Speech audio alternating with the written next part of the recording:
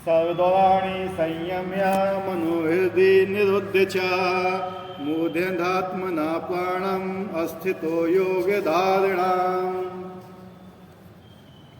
समस्त इंद्रिय क्रियाओं से विरक्ति को योग की स्थिति योग धारणा कहा जाता है। इंद्रियों के समस्त द्वारों को बंद करके तथा मन को हृदय में और प्राण वायु को सिर पर केंद्रित करके मनुष्य अपने को योग में स्थापित करता है। किस में स्थापित करता है? योग में। योग में। योग का मतलब क्या समझते हो? योग किसे बोलते हैं? योग मतलब क्या होता है?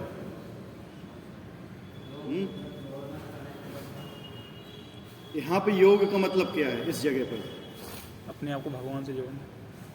वो तो भक्ति है। यहाँ तो योग, अष्टांग योग की बात हो रही है। अष्टांग योग 8 यम नियम। हाँ, यम नियम। यम मतलब क्या क्या करना चाहिए, क्या यम मतलब जो नहीं करना चाहिए, नियम मतलब जो करना चाहिए। यम नियम। फिर उसके बाद आसन। आसन आसन किस आसन पर बैठना चाहिए? आसन के बाद प्राणायाम। प्राणायाम के बाद प्रत्याहार। क्या खाना चाहिए, फिर प्रत्याहार के बाद धारणा। धारणा के बाद ध्यान। ध्यान के बाद समाधि।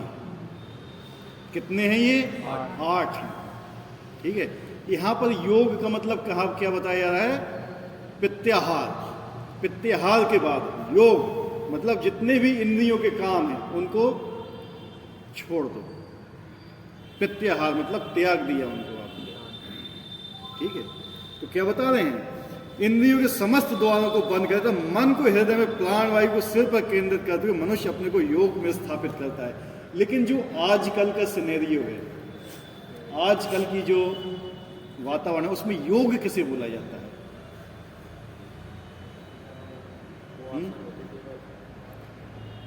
योग होता है बेसिकली जो भगवत गीता बताती है, योग ये होता है कि हमें अपना ध्यान भोग से हटाकर, किससे? भोग से हटाकर भगवान में लगाना है। किस में लगाना है? भगवान। भोग को छोड़कर।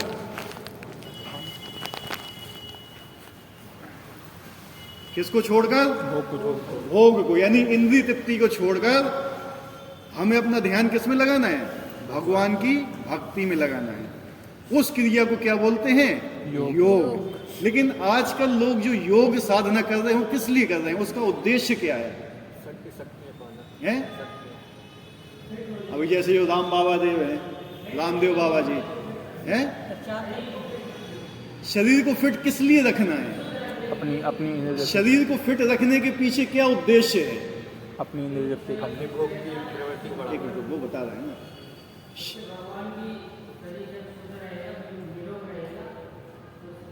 तो लेकिन लोग कर क्या रहे हैं? ये तो आपकी धारणा है ना कि अगर हमारा शरीर शुद्ध होगा तो हम भगवान के ऊपर ध्यान करेंगे। लेकिन लोग क्या कर रहे हैं? योग को क्या मान लिया गया है आज? हम अपने शरीर को डिटॉक्स कर रहे हैं, पहली चीज। लेकिन फिर उसी चीज को भोग में लगा रहे हैं। कितने लोग जो बाबा रामदेव के अनुयायी, कितने लोग भगवान की भक्ति में लग रहे हैं? मुझे बता दीजिए, कितने लोग लग रहे हैं? वो इसी चीज के पिछले आहार निद्रा भय और मैथुन, यानी योग को भी क्या बना दिया है? भोग। आजकल लोग योग भी कर रहे हैं किसके लिए? अपनी इंद्रिय तृप्ति के लिए। मेरी शुगर कम हो जाए तो 4 रसगुल्ले में जाके और खा लूं। है बात सही कि नहीं? इसलिए ही कर रहे हैं, मेरा शुगर लेवल डाउन हो जाए, मेरा ये डाउन हो जाए, वो डाउन हो जाए, फलान हो जाए, ठिकाना हो जाए, यही सब। लेकिन कोई इसलिए योग नहीं कर रहा है कि मैं भगवान की भक्ति में लगूं। तो वास्तविक मतलब यही है योग का, कि हम जो शरीर के जो इंद्रियां हैं उनसे मन अपना हटा लें। किससे? उनसे मन हटाएं और किस में लगाएं? भगवान की तरफ। और हम इसमें क्या कर रहे हैं? पहले हमने भोगा, शरीर में विष बना, उसको हमने डिटॉक्स किया, खा लिया तो हमने फिर लेना चालू कर दिया। ये कोई योग नहीं है। इसको सीधा बोलना चाहिए इंद्रिय तृप्ति। भोग वासना भी इसको ही बोलते हैं।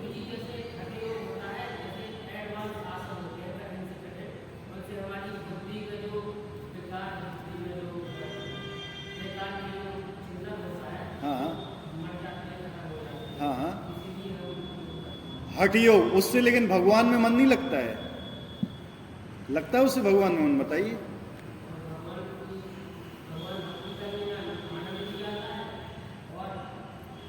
हठ योग जो लोग करते हैं,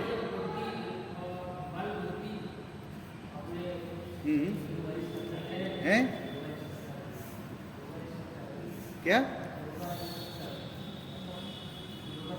हाँ, योगा सिखाते हैं, ठीक है, लेकिन योग का अर्थ क्या होता है ये भी तो जानिए। आत्मा से परमात्मा को मिलाना, ये होता है योग। हमारे जीवन का उद्देश्य क्या है? हमारे जीवन का उद्देश्य नहीं कि हमें बल मिले, बुद्धि मिले, फलाना मिले, ठिकाना मिले, ये हमारे जीवन का उद्देश्य नहीं है। हमारे जीवन का उद्देश्य भगवत प्राप्ति। क्या है? भगवत प्राप्ति। एक ही उद्देश्य है कि भगवान के धाम जाना। हमारा ये नहीं है कि हम बहुत ज्यादा बलवान बन जाएं, हमारे उद्देश्य नहीं कि हम बहुत ज्यादा बुद्धिमान बन जाएं, हमारा उद्देश्य ये नहीं कि हम निरोगी बन जाएं। हमारे कोई भी उद्देश्य नहीं है। हमारा उद्देश्य केवल एक है, चाहे हम जिस भी स्थिति में हो, हमारा मन निरंतर भगवान में लगा रहे, चाहे जैसी स्थिति हो, चाहे हम रोग में हो, चाहे हम बीमार हो, चाहे जैसे हो, हमारी स्थिति किस में होना चाहिए? भगवान में होना चाहिए। ये भगवत गीता बताती है हमें, ठीक है। तो आप योग कर रहे हैं किसी भी मकसद से, अपने शरीर को शुद्ध रखने के लिए, बुद्धि को शुद्ध रखने के लिए, ठीक है, कीजिए, बुद्धि शुद्ध होती है। लेकिन क्या हर आदमी ये सब करके भगवान की भक्ति में लग रहा है? नहीं लग रहा है। लेकिन भगवत गीता का योग पालन करके हर आदमी भगवान की भक्ति में लगता है, ठीक है। तो यही योग बताया जा रहा है। मेन योग का मतलब आसन लगाना नहीं होता है। ये जो अष्टांग योग प्रणाली होती है उसमें एक चीज है आसन। वो आसन के लिए ब्रह्मचर्य नियम का पालन होना चाहिए, नहीं तो आप आसन लगा भी नहीं सकते हो। तो कितने लोग ब्रह्मचर्य धारण करते हैं, कितने लोग यम धारण कर, कितने नियम पालन करते हैं, उसके बाद ही आसन आता है, पहले आसन नहीं आता है। यम नियम, यम मतलब क्या? जो हमें नहीं करना चाहिए, हमें ब्रह्मचर्य की रक्षा करना चाहिए। कौन करता है कलयुग में?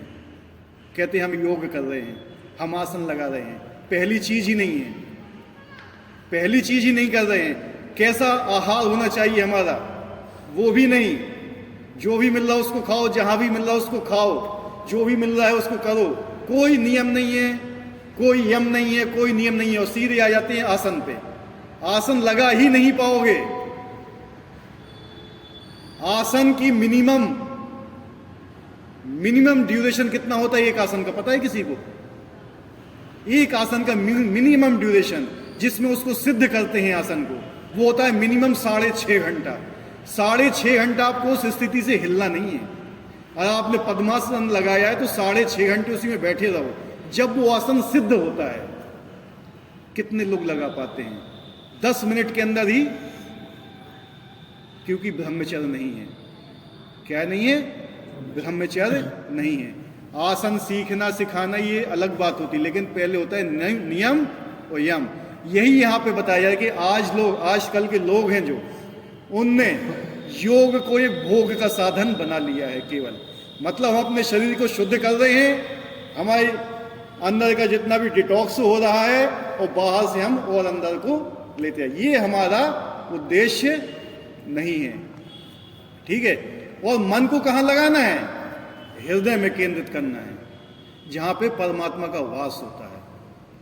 जब आप परमात्मा के ऊपर ध्यान लगाओगे तब आपका मन इंद्रियों के ऊपर से अलग होगा, नहीं तो अलग नहीं हो सकता है। जब तक आप भगवान के ऊपर ध्यान नहीं लगाएंगे, आपका मन इंद्रियों से अलग नहीं होगा। आप हमेशा इन्हीं चीज के बारे में सोचेंगे, अच्छा खाना, अच्छा देखना, अच्छा सुनना, अच्छा सूंघना, अच्छा स्पर्श करना, इन्हीं चीज के पीछे आप भागते रहेंगे, देख लेना आप। लेकिन जिस समय आपका मन भगवान में लग गया, जिस समय आपका मन भगवान की सुंदरता में लग गया, भगवान की सुंदरता अगर आपको अच्छी लगने लगी तो संसार की सुंदरता जीरो। क्या है? संसार की सुंदरता आपको अच्छी नहीं लगेगी। जब भगवान के चरण कमलों में पड़ी हुई तुलसी की सुगंध आपकी नासिका में घुसेगी ना, सारे इत्र फेल हो उसके सामने। जब भगवान के भजन कीर्तन आपके कान में घुसेंगे ना, तो हर चीज फेल हो उसके सामने। जब भगवान के भक्तों से आप हृदय से मिलेंगे, गले मिलेंगे ना, तो दुनिया का हर स्पर्श आप भूल जाओगे। लेकिन वहां तक जाने के लिए क्या है? वहां तक जाने के लिए यही योग प्रणाली है, ठीक है। तो इस श्लोक में बताई गई विधि से योगाभ्यास के लिए सबसे पहले इंद्रिय भोग के सारे द्वार बंद करने होते। इंद्रिय भोग, जिस हमारी इंद्रियां क्या हैं, भोग के पीछे भागती हैं। जीभ है, नासिका है, कान है, आंख है, ये सब किसके पीछे भागते हैं, भोग के पीछे। ये प्रत्याहार अथवा इंद्रिय विषयों से इंद्रियों को हटाना के प्रत्याहार, आहार होता है लेना और प्रत्याहार नहीं लेना। मतलब आंख भौतिक चीजों को देखना पसंद नहीं करेगी, प्रत्याहार, ठीक है। मतलब हमें देखना ही नहीं है भौतिक चीजों को, हमें भगवान की सुंदरता पर ध्यान लगाना है। इसमें इंद्रियां नेत्र, कान, नाक, जीभ तथा स्पर्श को पूर्णतः वश में करके उन्हें इंद्रिय तृप्ति में लिप्त होने नहीं दिया जाता। क्या? अपने भोग के लिए इनका इस्तेमाल नहीं करना। ये क्या कहलाता है? प्रत्याहार। कौन सी है ये? कौन सा पॉइंट है? यम, नियम, आसन, प्राणायाम, फिर आता है प्रत्याहार, 5वां, ठीक है। इस प्रकार मन हृदय में स्थित परमात्मा पर केंद्रित होता है। मन को कहां केंद्रित होना चाहिए? हृदय में। जब मन हृदय में परमात्मा पर केंद्रित होता है और प्राणवायु को सिर के ऊपरी भाग तक चढ़ाया जाता है। प्राणवायु होती है, यहां तक लेके आते हैं उसको, कहां तक? सिर के ऊपरी भाग तक। इसका विस्तृत वर्णन 6ठे अध्याय में हो चुका है। ये हम 8वां अध्याय पढ़ रहे हैं। 6ठे अध्याय में हमने सब बता दिया था आपको कि कैसे इंद्रिय जागरण होता है, कैसे यहां से वायु को ऊपर लेके आया जाता है, यहां पे, फिर यहां से जो योगी होता है एक निश्चित लोक में जाता है।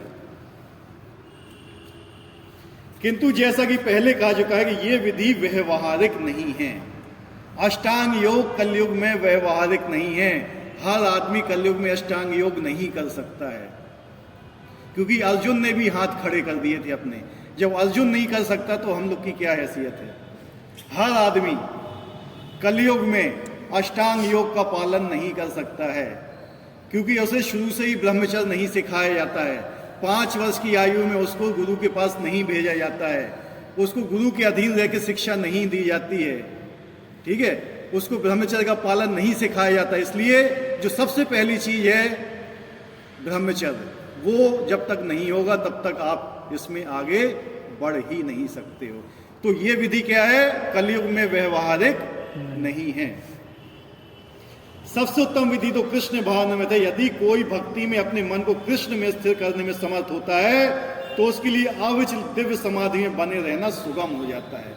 अगर आप अपना ध्यान, पूरा ध्यान किस में लगाते हो? भगवान पे, भगवान के कीर्तन पे, भगवान के स्मरण पर, तो आपको ये सब करने की भी जरूरत नहीं है। अष्टांग योग करने की कोई जरूरत नहीं है। आपका ध्यान भगवान में लग रहा है किसी भी तरीके से, उत्तम है। जिस व्यक्ति का ध्यान भगवान की तरफ लग गया उसका मन कभी संसार में लग ही नहीं सकता है। जब संसार में ही नहीं लगेगा तो भोग में ही नहीं लगेगा किसी भी चीज के।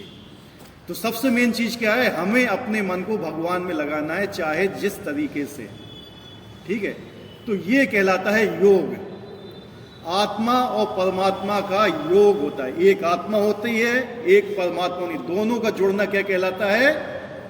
योग। हमने अपने मन को किस में जोड़ दिया?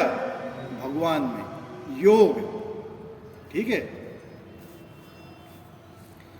अमित ओमित्रकाक्षारं ब्रह्मा विहारमा मनुस्मरना या याति तजिंदेहं सा याति परमाम गतिम। इस योगाभ्यास में स्थित होकर तथा अक्षरों के परम संयोग यानी ओंकार का उच्चारण करते हुए यदि कोई भगवान का चिंतन करता है, वो अपने शरीर का त्याग करता है, वह निश्चित रूप से आध्यात्मिक लोकों को जाता है। तो इस जो अध्याय था भगवद गीता का 8वां अध्याय, इसका मेन थीम क्या थी? मेन थीम क्या थी इसकी? भगवत प्राप्ति अध्याय का नाम था। मेन उद्देश्य क्या है भगवत गीता के 8वें अध्याय का? अर्जुन ने भगवान से कितने क्वेश्चन पूछे थे? 7, जिसमें 6 का आंसर तो उन्होंने दे दिया था। 7वां क्वेश्चन क्या था? मृत्यु के समय। हाँ, वेरी गुड। कि मृत्यु के समय कोई आपको कैसे याद कर सकता है? यही हमारा लक्ष्य है कि हम मृत्यु के समय भगवान को कैसे याद करें। ठीक है, मृत्यु के समय भगवान याद नहीं आते, हर आदमी को याद नहीं आते हैं। तो यहीं पे यही बताया जा रहा है कि मृत्यु के समय भगवान को कैसे याद किया जाए।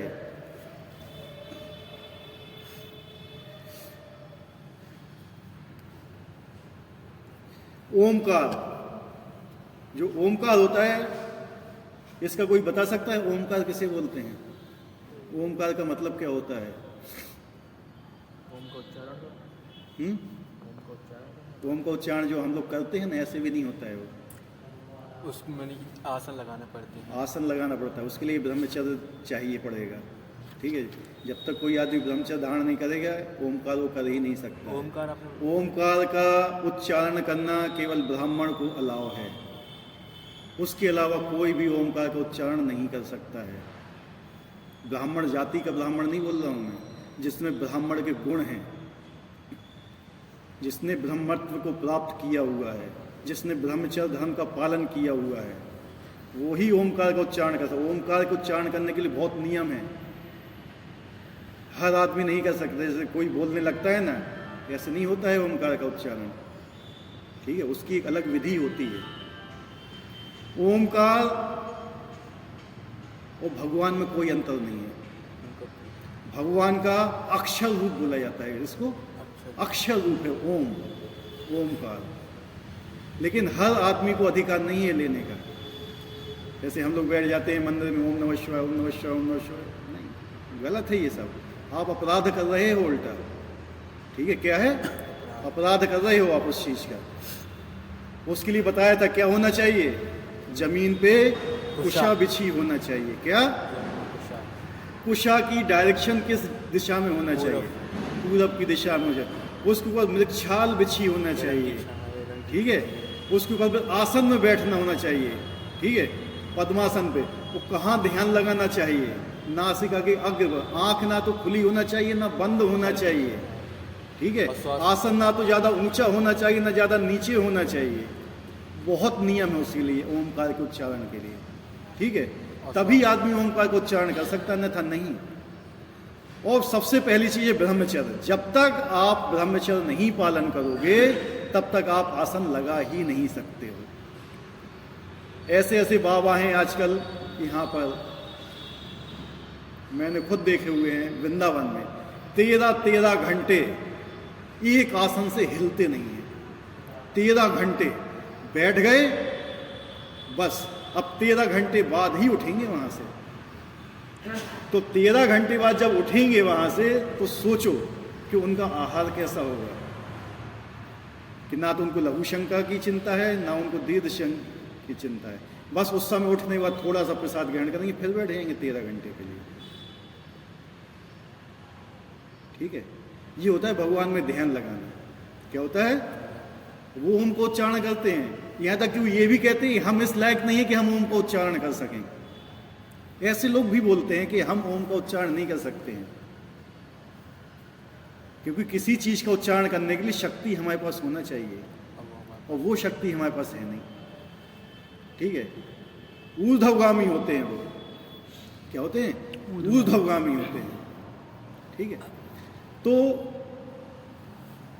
ओमकार, तो जो लोग बोलते हैं कि हम ओम का उच्चारण करते हैं, तो कलयुग में ये विधि भी संभव नहीं है। हर आदमी को ओमकार का उच्चारण करना अलाउ नहीं है। ठीक है, यहां पर स्पष्ट उल्लेख हुआ कि ओम ब्रह्म तथा भगवान कृष्ण परस्पर भिन्न नहीं है। ओम कृष्ण की निर्विशेष ध्वनि है। निर्विशेष मतलब जिसका कोई रूप नहीं है। जो भगवान को निराकार मानते हैं वो ओम का उच्चारण करते हैं। भगवान को क्या मानते हैं? निराकार। वो किसका उच्चारण करते हैं? ओम का, क्योंकि भगवान के रूप को नहीं मानते हैं। और जो ओम होता है, ओमकार होता है, उसका कोई रूप नहीं होता। क्या है? ये ध्वनि है। क्या है? ध्वनि। और ध्वनि का कोई रूप नहीं होता है। लेकिन हरे कृष्ण में ये ओम सन्निहित है। एक 5 रुपए का नोट है और एक 500 रुपए का नोट है। क्या 500 रुपए के नोट के अंदर 5 रुपए का नोट होता है? लेकिन 5 से ज्यादा ही नहीं। अगर एक 5 रुपए का नोट है और एक 500 रुपए का नोट है, तो हम ये बोल सकते हैं कि 500 रुपए के नोट के अंदर 5 रुपए का नोट उपस्थित है, हाँ या नहीं? इतना तो पढ़े हुए हो या नहीं पढ़े हुए हो, लेकिन 5 रुपए के अंदर 500 का नोट नहीं हो सकता है।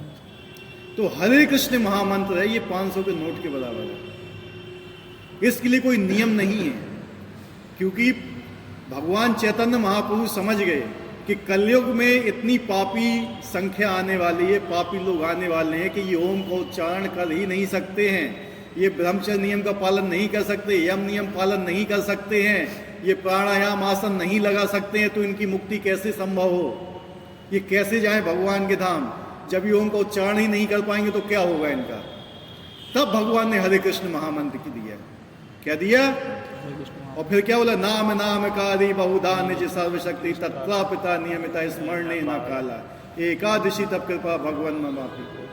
मतलब कोई भी नियम नहीं दिया इसमें कि आपको कैसे बैठना है, कौन से नियम का पालन करना है, ब्रह्मचर्य पालन करना है, कौन से आसन में, कुछ भी नहीं दिया भगवान ने। उन्होंने कहा केवल मंत्र का जाप करो, हरे कृष्ण कृष्ण कृष्ण हरे हरे, हरे राम राम राम हरे हरे। भगवान जो होते हैं ना, भगवान और भगवान के नाम में कोई भी अंतर नहीं है। जितनी शक्ति भगवान में है उतनी शक्ति भगवान के नाम में भी है। कलयुग के अंदर भगवान का नाम और भगवान अभिन्न है। अभिन्न क्या मतलब? कोई भिन्नता नहीं है भगवान में और भगवान के नाम में। जो भगवान है, भगवान का दूसरा रूप क्या है? परमात्मा। और भगवान के शरीर का तेज क्या है? ब्रह्म। और जो कृष्ण नाम, ये स्वयं भगवान है। और ओम क्या है? निर्विशेष ध्वनि, यानी तेज है ये केवल। तो कौन सा नाम श्रेष्ठ हुआ? कृष्ण नाम श्रेष्ठ हुआ।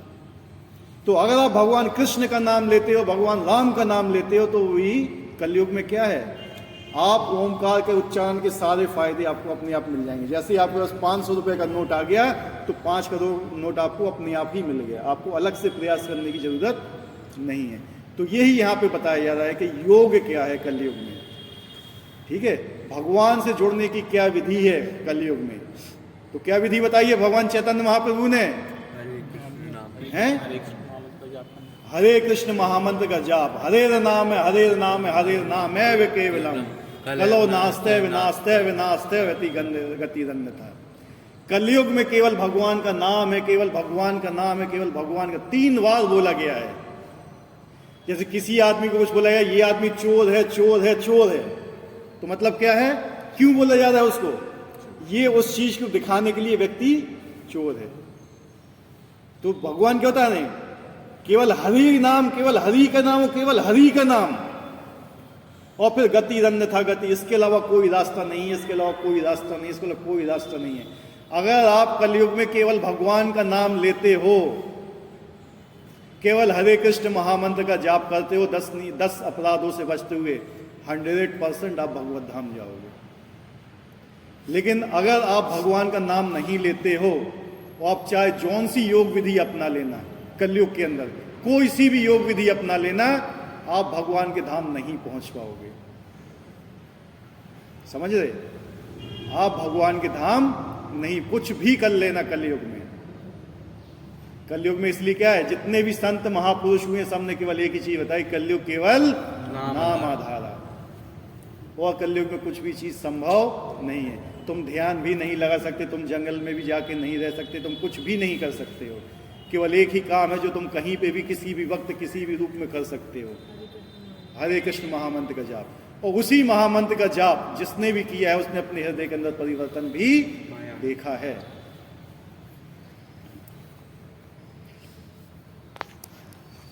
क्या होता है? लेकिन हरे कृष्ण में ये ओम सन्निहित है। मतलब हरे कृष्ण महामंत्र में क्या है? ओम ऑलरेडी उपस्थित है। इस युग के लिए हरे कृष्ण मंत्र जप की स्पष्ट संस्तुति है। अतः यदि कोई हरे कृष्ण कृष्ण कृष्ण हरे हरे, हरे राम राम राम हरे हरे, इस मंत्र का जप करते हुए शरीर त्यागता है, तो अपने अभ्यास के अनुसार, अभ्यास के गुण अनुसार आध्यात्मिक लोकों में किसी एक लोक को जाता है। अभी ये तो बताया कि आध्यात्मिक लोक में जाता है। कहां पे? आध्यात्मिक लोक। लेकिन ये नहीं बताया कि वो गोलोक कहाँ वृंदावन जाता है, या साकेत धाम जाता है, या द्वारका धाम जाता है, या बुद्ध के धाम जाता है, या नरसिंह धाम जाता है। क्योंकि जो आध्यात्मिक लोक है ना, वो भी बहुत है, बहुत बड़ा है। करोड़ों बैकुंठ हैं। कितने हैं? करोड़ों बैकुंठ ब्रह्म ज्योति में तैर रहे हैं, करोड़ों बैकुंठ हैं। लेकिन आप हरे कृष्ण महामंत्र का जाप कर रहे हो, उसके बाद एक चीज और होती है, आप कौन से रस में स्थित हो, कौन से रस में, किस आसक्ति से आप भगवान का नाम जाप कर रहे हो। नाम में तो इतनी शक्ति है कि आपको बचा के बैकुंठ लोक पहुंचा देगा, लेकिन जरूरी नहीं है कि आप बैकुंठ में पहुंचने के बाद गोलोक कहाँ वृंदावन जाओगे। गोलोक वृंदावन जाने के लिए भी उसमें एक अलग क्वालिफिकेशन की जरूरत होती है, लेकिन अंतर कुछ नहीं होता है। बैकुंठ में और गोलोक वृंदावन में कोई अंतर नहीं होता, लेकिन कृष्ण से समीपता कितनी होती है वो अंतर होता है। जैसे एक हस्बैंड और वाइफ है जो एक अपने घर में रहते हैं, ठीक है, उनका घर में व्यवहार बिल्कुल अलग होता है कि नहीं होता है। एक जज है, मतलब पति क्या है, जज है, और पत्नी एक हाउसवाइफ है, कुछ नहीं है ज्यादा। लेकिन जब वो घर में एक साथ रहते हैं तो दोनों का व्यवहार क्या होता है, अलग होता है। लेकिन वही पत्नी जब कोर्ट में जाती है, पति उसका बैठा हुआ है जज के रूप में, तो क्या वो वैसा व्यवहार कर सकती है? बताइए, हैं? वैसा व्यवहार वहां संभव नहीं है। क्या उसका बच्चा, उनका बच्चा घर पे जब वो जज आएगा तो उसके सिर पे बैठ के बोलेगा चल मेरे घोड़े टिक टिक टिक, क्या वो कोर्ट में जाके ऐसा कर सकता है? नहीं कर सकते। नहीं। यही अंतर होता है। जितनी समीपता गोलोक वृंदावन में होती है भगवान के साथ, उतनी समीपता बैकुंठ में नहीं होती। Baikunth is the office. क्या है? बैकुंठ ऑफिस है एक। और जो वृंदावन धाम है, गोलोक वृंदावन है, ये समझ लो आपका क्या है, अंतपुर, बेडरूम है। ठीक है, इस हिसाब से उसको समझना चाहिए हमें। इतनी समीपता होती है कृष्ण से। कृष्ण आपके साथ खेलते हैं, कृष्ण आपके साथ बैठ के खाते हैं, कृष्ण आपसे लड़ते हैं, झगड़ते हैं, सब कुछ करते हैं। लेकिन वैकुंठ में ऐसा नहीं है। वैकुंठ में वो भगवान के रूप में है। किसमें?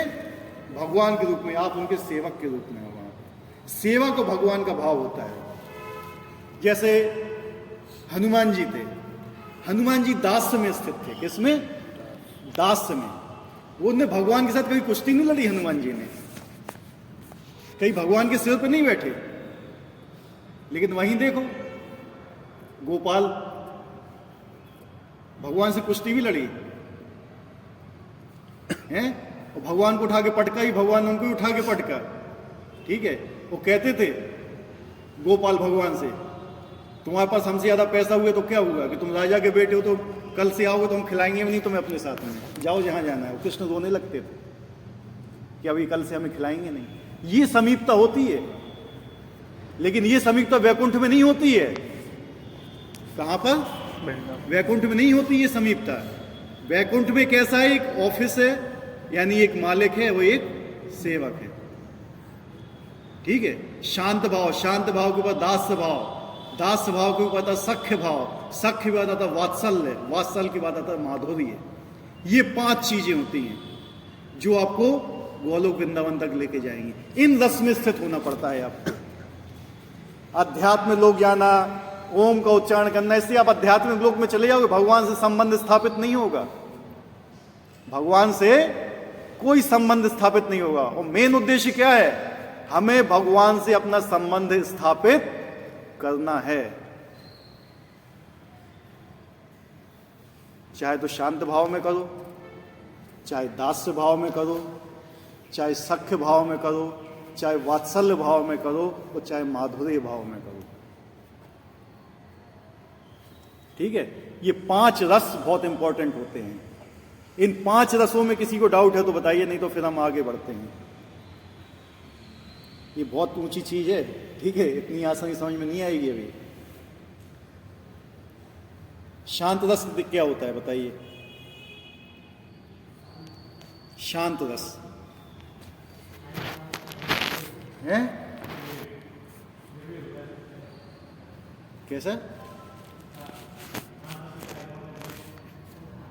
शांत भाव। जैसे एक पिता होता है ना, वो एक बच्चा होता है, मतलब भगवान को हम क्या मानते हैं? अपना पिता। पिता मानते हैं, दैट्स ऑल। हैं? सही से बोलिए, आपकी आवाज समझ में नहीं आ रही मुझे। ऐसा नहीं है साधु संतों के पास, साधु संतों के पास बहुत और भी भाव होते हैं। ठीक है, ब्रह्मा जी शांत भाव में आते हैं। किसमें? ब्रह्मा जी शांत भाव में आते हैं। शांख के ऊपर आता है दास। क्या आता है? दास। भगवान को मालिक स्वीकार करता है, मैं उनका सेवक हूं। हनुमान जी भगवान के क्या हैं? सेवक मानते हैं वो अपने आप को। उस ऊपर आता है सख भाव। क्या है? सख। अर्जुन भगवान के फ्रेंड हैं, मित्र हैं, भगवान के साथ खाते हैं, पीते हैं, उठते हैं, सेवा भी करते हैं भगवान की। देखो, जब शांत भाव आता है, शांत भाव के बाद दास भाव आता है, तो जब दास भाव में आता है तो शांत भाव अपने आप आ जाता है उसके अंदर। तो दास भाव की स्थिति में शांत भी रहेगा और दास भी रहेगा। और जब सख आएगा ना, तो सख में शांत भी रहेगा, दास भी रहेगा और सख भी रहेगा। ठीक है, तो अर्जुन की स्थिति और ऊंची हो जाती है। उसके बाद वात्सल्य भाव आता है, यानी भगवान को हम अपना पुत्र मानते हैं, बेटा। भगवान नहीं मानते हैं। जैसे यशोदा मैया, यशोदा मैया क्या थी? भगवान को अपना बेटा मानती थी, भगवान नहीं मानती थी कभी। कोई नहीं बांध पाया भगवान को, उनने बांध के रख दिया था। ठीक है, तो उनके अंदर सख्य भाव भी है, उनके अंदर वात्सल्य भाव भी है, उनके अंदर दास्य भाव भी है, उनके अंदर शांत भाव, सब है उनके अंदर। और मेन क्या है उनके अंदर? वात्सल्य है भगवान के प्रति। भगवान को अपना बेटा मानती है, भगवान नहीं मानती। जब उनने अपना मुंह भी खोला था ना, और सारा ब्रह्मांड देखा था, भयभीत हो गई थी, लेकिन भगवान ने बुला दिया था कि अगर इनने मुझे अब भगवान समझ लिया तो इनका भाव नष्ट हो जाएगा। ठीक है, भगवान बेटा बनना चाहते हैं, बनाने वाला चाहिए। अगर तुम भगवान को अपना बेटा बनाना चाहो तो भगवान बनने को रेडी हैं। तुम भगवान को अपना फ्रेंड बनाना चाहो तो भगवान बनने को रेडी हैं। भगवान को अपना स्वामी बनाना चाहो तो भगवान बनने को रेडी हैं। भगवान को अपना पिता बनाओ तो बनने को रेडी। क्या हम भगवान को बनाना चाहते हैं? ये पूछिए अपने आप से, हैं? हम चाहते ही नहीं हैं। क्या है? हम चाहते ही नहीं हैं। और सबसे ऊंचा भाव आता है किसका? गोपियों का।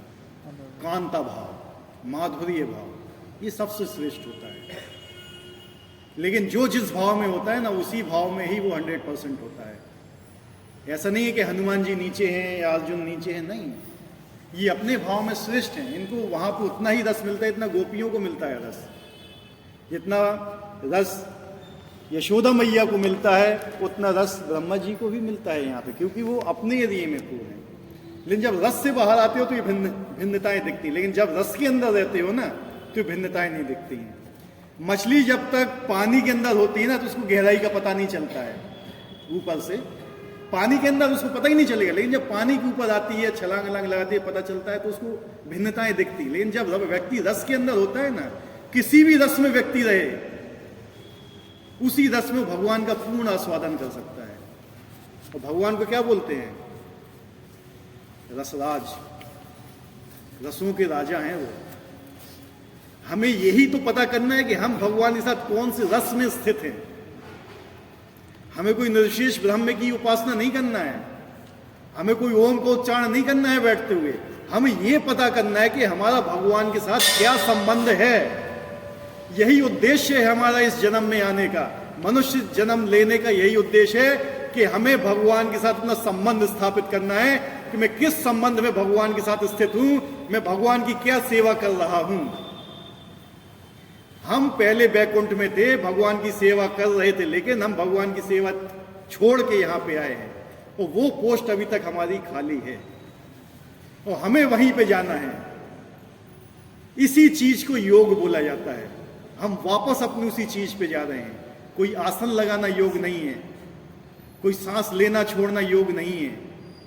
शरीर को स्वस्थ बनाना, बुद्धि को स्वस्थ बनाना, इंद्रियों को स्वस्थ बनाना, शुद्ध करना, ये हमारा उद्देश्य नहीं है। हमारा उद्देश्य है भगवान को प्राप्त करना। अगर आप भगवान को प्राप्त कर लोगे तो भगवान अपने आप आपको शुद्ध कर देंगे। आपको शुद्ध करने के लिए अलग से कोई प्रयास करने की जरूरत नहीं है। अगर आपने भगवत प्राप्ति कर ली तो आप शुद्ध हो जाओगे 100%। लेकिन आपके अंदर इतनी शक्ति नहीं है कि आप अपनी शक्ति से शुद्ध हो सको। हमारे अंदर इतनी शक्ति नहीं है कि हम अपनी शक्ति से भगवान को प्राप्त कर सकें। इसलिए हमें प्रार्थना करना चाहिए, इसलिए हमें गिड़गिड़ाना चाहिए भगवान से। क्या करना चाहिए? जब किसी से काम निकालना पड़ता है तो गिड़गिड़ाना पड़ता है। भगवान वही देखना चाहते हैं कि ये बंदा किस स्थिति में मुझसे प्रेम करता है, कितना मुझे पाने के लिए तत्पर है, ये कितना ये मेरे समीप आना चाहता है। लोग बोल तो देते हैं कि मैं भगवान के समीप आना चाहता हूं, मैं भगवान को बहुत चाहता हूं, मैं ये करता हूं, लेकिन दिल में नहीं होता है। दिल में कुछ और होता है, मुंह पे कुछ होता है। इसे बोलते हैं कपटता। क्या बोलते हैं? कपटता। इसको कपट बोलते हैं। वो किसको कपट दिखाते हैं हम? जो अंदर बैठा हुआ है, उसको मालूम है सब कुछ। बोलते कुछ है कि मैं ऐसा करूंगा, वो अंदर से मुझे ऐसा नहीं करना है। होता है ऐसा कि नहीं होता है? इसलिए क्या है, हृदय शुद्ध होना चाहिए। वो हृदय शुद्ध करने के लिए क्या है? नाम, नाम जाप। वो अच्छा नाम जाप हो, उसके लिए सावधानी पूर्वक नाम जाप, उसके लिए 10 अपराधों से बचना। ठीक है? तो ये कलयुग की प्रणाली है। इसको कलयुग में योग बोला गया है। ठीक है? इसी को ही संकीर्तन यज्ञ बोला गया है कलयुग में। ठीक है? संकीर्तन यज्ञ ही कलयुग में प्रभावशाली है, उसके अलावा और भी कोई अन्य चीज नहीं है। तो यही है कि जो चैतन्य महाप्रभु बोल गए हैं कि आप अगर कोई नाम जाप ही करते हो, केवल नाम जाप, तो आपकी सारी सिद्धियां प्राप्त हो जाएंगी जो अन्य उपायों से प्राप्त होती हैं। अष्ट सिद्धि होती है, नव निधि होती है, सब अपने आप आपको प्राप्त हो जाएंगे। लेकिन भक्त का उद्देश्य ये सिद्धियां प्राप्त करना भी नहीं होता है। भक्त के पास सिद्धियां होती हैं तो वो दिखाता भी नहीं है कि मेरे पास सिद्धियां हैं। ठीक है? जब सिद्धियों का दाता उनके पास है तो उसको सिद्धि की क्या जरूरत है? भगवान को क्या कहते हैं? योगेश्वर। क्या? योगेश्वर। योगियों का ईश्वर। क्या बोलते हैं? योगियों का ईश्वर, योगेश्वर। जब वो अगर आपके पास है तो आपको योगी बनने की क्या आवश्यकता है? अगर राष्ट्रपति आपका फ्रेंड है तो आपको डीएमएम बनने की आवश्यकता है? कुछ बनने की आवश्यकता है? नहीं। अगर भगवान आपके साथ है ना तो आपको कुछ करने की जरूरत नहीं है। लेकिन भगवान को प्राप्त करिए, ये जीवन का मुख्य उद्देश्य है।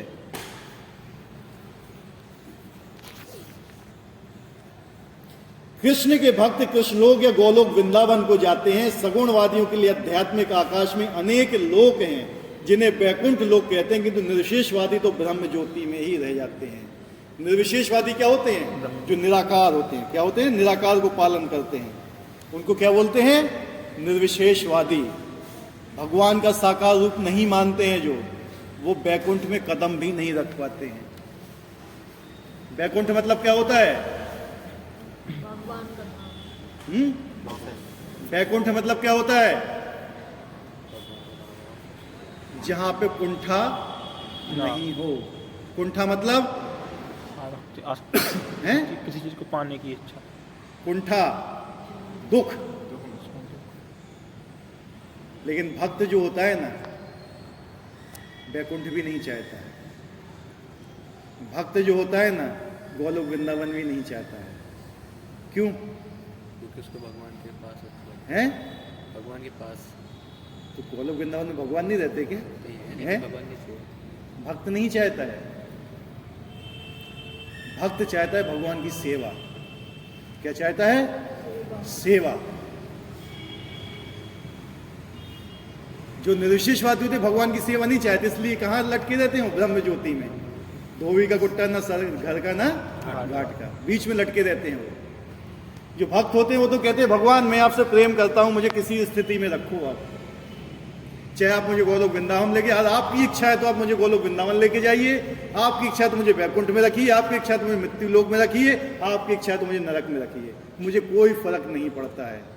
लेकिन मम जन्मनि जन्मनीश्वर भगवत भक्ति रहे तो की तो, मुझे हर जन्म में कोई भी जन्म मिले लेकिन आपकी भक्ति मुझे याद रहे कि आप मेरे स्वामी हैं और मैं आपका सेवक हूं, इतना मुझे याद रहना चाहिए। मैं आपसे इतना ही चाहता हूं। यही चैतन्य महाप्रभु बोलते कि मम जन्मनि जन्मनीश्वर भगवत भक्ति रहे तो की तो, ये मेन चीज है। अगर आप यहां पे रह के भी भगवान की सेवा कर रहे तो ये भी आपके लिए वैकुंठ है, और वहां पे भी सेवा कर रहे तो वैकुंठ है ही। मेन चीज क्या है? भगवान की सेवा। और भगवान की सेवा कैसे प्राप्त होती है बताइए?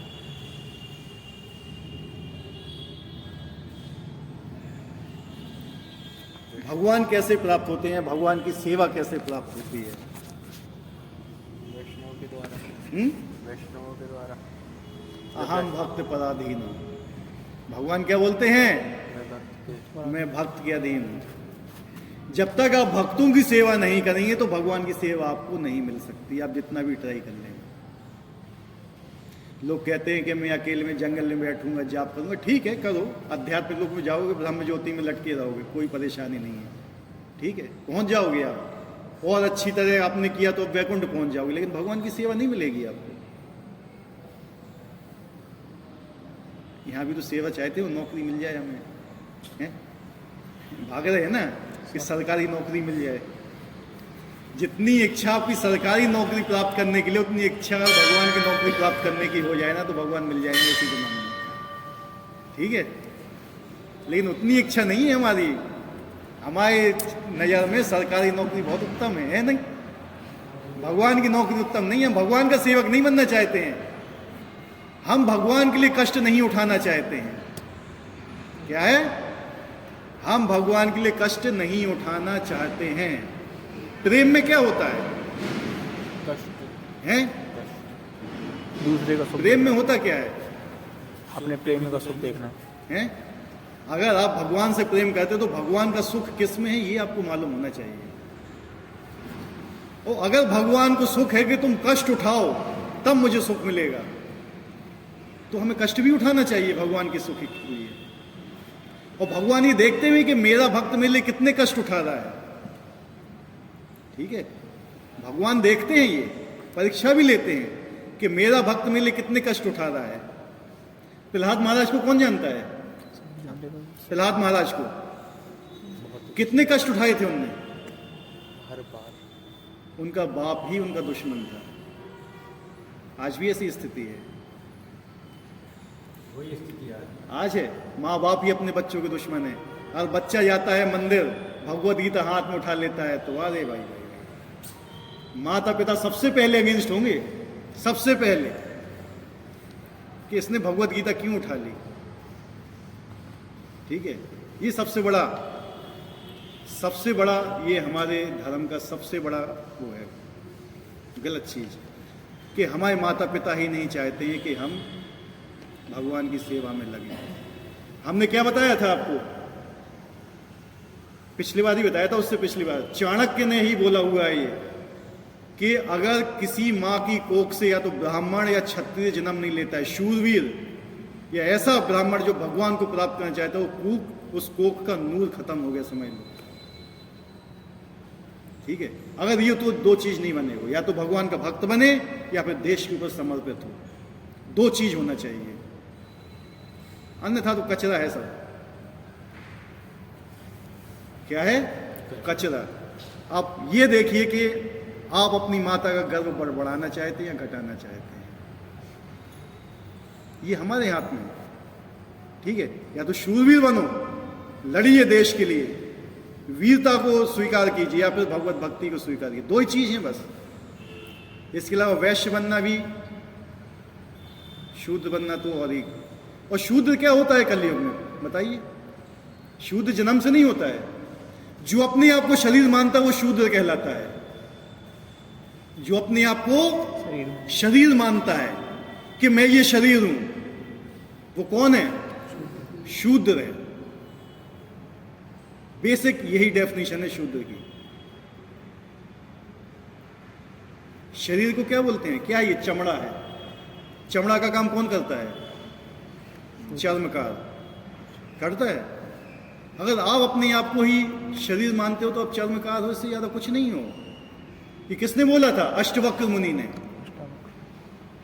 अष्टवक्र मुनि को जानते हो? अगर हम अपने शरीर से सोचते हैं कि ये शरीर ब्राह्मण का है, नहीं, आप कुछ और हो। ये शरीर क्षत्रिय का है, ये शरीर वैश्य का है, आप कुछ और हो।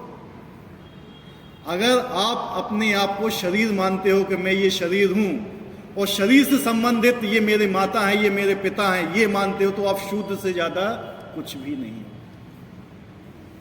और कलो शूद्र संभव, कलयुग में शूद्र ही शूद्र हैं। और कलयुग में अपने बच्चों के सबसे बड़े दुश्मन कौन है? माता पिता हैं। भीम से बोला था भगवान कृष्ण ने। जब भीम गया था तो उसने देखा था कि एक गाय ने एक बछड़ा दिया हुआ है, वो अपने बच्चे को इतना चाट रही है, इतना चाट रही है कि उसका खून निकलने लगा, फिर भी चाटती ही जा रही है। यही कलयुग के माता पिता की स्थिति, अपने बच्चे को इतना लाड़ प्यार देते हैं, इतना लाड़ प्यार देते हैं कि उनकी आध्यात्मिक उन्नति नष्ट कर देते हैं।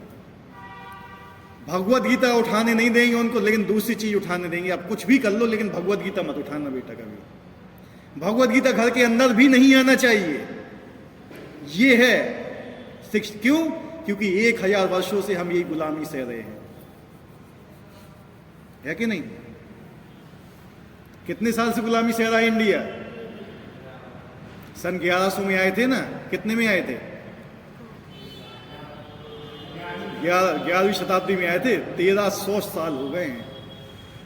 वो गुलामी है ना, ठसी हुई बैठी है अंदर, बिल्कुल जड़ तक बैठी हुई है। क्या बोलते हैं कि जिस समय स्वतंत्रता का आंदोलन चल रहा था, स्वतंत्रता का आंदोलन, उस समय कितने लोगों ने अपनी जान गंवाई है? भगत सिंह, राजगुरु, सुखदेव, राम प्रसाद, उनकी माता धन्य है। हर माता को ऐसा होना चाहिए। क्या हर माता अपने बच्चे को बनने देती है? भगत सिंह, सुखदेव बनने देती है? क्या हर माता अपने आप को भक्त बनने देती है? इसलिए मुस्लिम हमें काफिर बोलते हैं। हम काफिर हैं, ठीक है? इसलिए हमें काफिर बोलते हैं। काफिर मतलब कौन होता है पता है? कौन होता है काफिर? जो भगवान की सेवा में नहीं लगा हुआ है। बच्चा मंदिर जाए तो माता पिता को सबसे ज्यादा कष्ट होता है। बेटा नौकरी कर ले, बेटा नौकरी कर ले, ये कर ले, वो कर ले। ठीक है यार, ये सब चीजें अच्छी हैं, आपको करना चाहिए अपने शरीर के निर्वाह के लिए। कहते हैं सादा जीवन उच्च विचार। जीवन सादा होना चाहिए, शरीर इतना पैसा होना चाहिए कि शरीर का निर्वाह हो सके, आपके लिए कोई कमी ना हो। मैं भी भूखा ना रहूं, साधु भी भूखा ना जाए, इतना होना चाहिए आपके पास।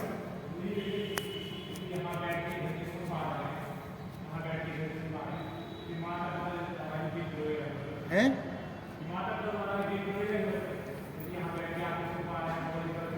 माता पिता ने शरीर दिया है आपको। हाँ, ये बात सही है। अगर मैं सारे माता पिता की बात नहीं करता हूं इसमें, मैं उन माता पिता की बात करता हूं जो अपने बच्चों को यहां आने से रोकते हैं। समझ रहे हैं? आप लोग तो उस श्रेणी में नहीं हो, आप लोग उस श्रेणी से बहुत ऊपर उठ चुके हो, ठीक है? क्योंकि आपके माता पिता आपको रोक नहीं रहे यहाँ आने के लिए। लेकिन जो माता पिता रोकते हैं उनकी बात होती है। जो यहाँ पे बैठे हैं उनके माता पिता दिव्य स्थिति पे हैं, ठीक है? जब प्रहलाद भी मरा था ना, सॉरी, हिरण्यकश्यप, तो उसके बच्चे जो प्रहलाद था, उसने भगवान से प्रार्थना की थी कि मेरे पिता कहाँ जाएं? धाम में जाएं। उन्होंने कहा तुम्हें कहने की आवश्यकता नहीं है, वो पहले ही चले जाएंगे, क्योंकि उनके घर में तुम पैदा हुए हो। अगर माता पिता के घर में भक्त पैदा होता है, वही मैंने बोला था आपको, तब वो माता धन्य होती है। लेकिन जिसके यहाँ पैदा ही नहीं होते हो, या तो जानवरों के भी बच्चे पैदा होते हैं, क्या वो चले जाते हैं? क्या कहते हैं पुत्र पैदा ना हो तो स्वर्ग नहीं मिलता है? हैं? कितने कुत्ते पैदा होते, कितने हो क्या उनको स्वर्ग मिल जाता है क्या उन लोगों को? नहीं। जब तक वो भगवान की भक्ति में नहीं लगता है, याद रख लेना, जब तक कोई पुत्र भगवान की भक्ति में नहीं लगता है तो मूत्र के समान होता है वो। पुत्र का कर्तव्य होता है कि माता पिता को भगवत धाम पहुंचाए। माता पिता का कर्तव्य होता है कि बच्चे को भगवत धाम पहुंचाए, उसको ये शिक्षा दे। और पुत्र का कर्तव्य होता है कि वो माता पिता को, जिसने उसको शिक्षा दी है, जिसने उसको मनुष्य शरीर प्रदान किया हुआ है, उनको भगवत धाम लेके जाए। क्या बच्चे आजकल ऐसा कर रहे हैं? कि माता पिता ऐसा कर रहे हैं आजकल? यही चीज मेन है, यही चीज हमें लोगों तक पहुंचाना है। यही मेन उद्देश्य है भगवत गीता का, कि जो 1000 साल की गुलामी, 1300 साल की गुलामी हमारे अंदर पड़ी हुई है, उसको निकालो बाहर। ये हर आदमी का कर्तव्य होना चाहिए। भारत के लिए क्या बोलते थे भगवान चैतन्य महाप्रभु? भारत में जन्म लेना कोई साधारण बात नहीं है। और भारत में जन्म लिया है तो उद्धार करो। उद्धार मतलब क्या होता है? दूसरों तक भगवान का संदेश पहुंचाओ। एक आदमी जो कष्ट सह रहा है, जो भौतिकतावाद में लगा हुआ है, हमें उसको देख के उसके ऊपर शोक होना चाहिए, करुणा आना चाहिए कि यार ये देखो यार किस चीज में पड़ा हुआ है, इसको कम से कम भगवान की भक्ति करना चाहिए, भगवत धाम जाए, यहां सड़ रहा है ये। हमें उसको भगवान का संदेश पहुंचाना चाहिए उसके पास किसी ना किसी तरीके से, लेकिन हम वो भी नहीं करना चाहते हैं। यह बात सही कि नहीं है? तो कम से कम इतना तो कीजिए, खुद लगिए, किसी दूसरे को भी लगाइए साथ में, किसी दूसरे को भी लेके जाइए वहां पे।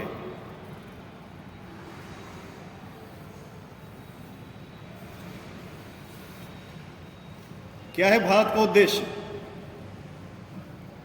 भारतवर्ष में जन्म लेने का उद्देश्य क्या है? क्या बताया भगवान चैतन्य महाप्रभु ने? खुद भक्त बनना, दूसरों के भक्त बनाना, भगवान की सेवा। भगवान का नाम जाप करो, दूसरों से भी कराओ। जारे कहो तारे कहो कृष्ण उपदेश। जिसको भी देखो उसको कृष्ण के बारे में, कम से कम हरे कृष्ण तो बोलो। हम हरे कृष्ण भी नहीं बोलते हैं दूसरे से। दूसरे की बात क्या है कि आपस में भी नहीं बोल पाते हैं। कम से कम राम राम करते हैं तो राम राम भी करो, राम राम भी करो। हम थोड़ी कह रहे हैं राम भी बोलो, भगवान राम का नाम बोलो, राधे राधे बोल सकते हो, लेकिन नाम होना चाहिए। Hi, hello, good morning, good night, good evening. ये क्या कचरा यार? कचरा कहाँ से आया है ये? वो हम उसको अच्छा लगते हैं।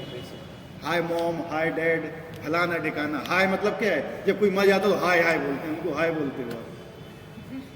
पता नहीं कहाँ से आया ये शब्द, हमें तो समझ में नहीं आता है। बाय, एक्सीडेंट क्यों होते हैं? क्योंकि जाते समय बाय बाय, इसलिए भगवान का नाम लेके जब जाओगे तो एक्सीडेंट हो ही नहीं सकता है आपका। वो होगा भी तो भगवत धाम जाओगे आप, क्योंकि भगवान का नाम लेके गए हो आप। ठीक है, पुराने जमाने कभी एक्सीडेंट नहीं होते थे। क्यों? क्योंकि लोग बैलगाड़ी से चलते थे, सिंपल जीवन था। कभी बैलगाड़ियों को एक्सीडेंट हुआ? कभी आदमी जितनी स्पीड से भागना चाहा उतनी ज्यादा एक्सीडेंट हुए। पहले बैलगाड़ी होती थी, घोड़े से चलते थे, कभी नहीं हुआ कि भैया इतनी डेथ्स हो गई हैं।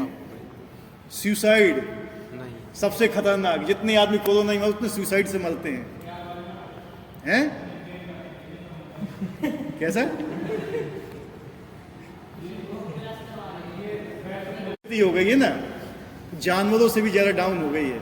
किसी ने हाथी को कभी फांसी लगाते देखा है? आज रस्सी टूट जाएगी लेकिन मनुष्य फांसी लगाता है। कभी कुत्ते को फांसी लगाते देखा है? बैल को फांसी लगाते देखा है? नहीं। मनुष्य के पास बुद्धि है, बुद्धिमान है, सब कुछ है, वो फांसी लगाता है। कितना बुद्धिमान है ना। गधे को सिगरेट पीते देखा है कभी? नहीं देखा है। मनुष्य पीता है, हैं? तो सोच लो कि हमारी स्थिति क्या है आजकल। और इसी चीज के पीछे जो हमारे जो वो है ना, आइडियल मान के चलते हो जिनको आप, उसको प्रमोट करते हैं। वो भैया तुम जुआ खेलो, तुम लूडो खेलो, तुम सिगरेट पियो, तुम मीट मछली खाओ, तुम ये करो वो करो, तुम उन्हीं के पीछे भागते हो। ये चीजें गलत हैं। और जो इन चीजों को फैलाता है हम लोग उनको भी बैन नहीं करते हैं। बहुत से ऐसे कलाकार, बहुत से ऐसे सेलिब्रिटीज हैं जो इन सब चीजों को करते हैं प्रोत्साहित, हैं? तुम्हें धोखा दे रहे हैं, तुम्हारा फायदा उठा रहे हैं, लेकिन जो तुम्हें सही चीज में लाना चाहता है तुम लोग उससे दूर भागते हो, सब दूर भागते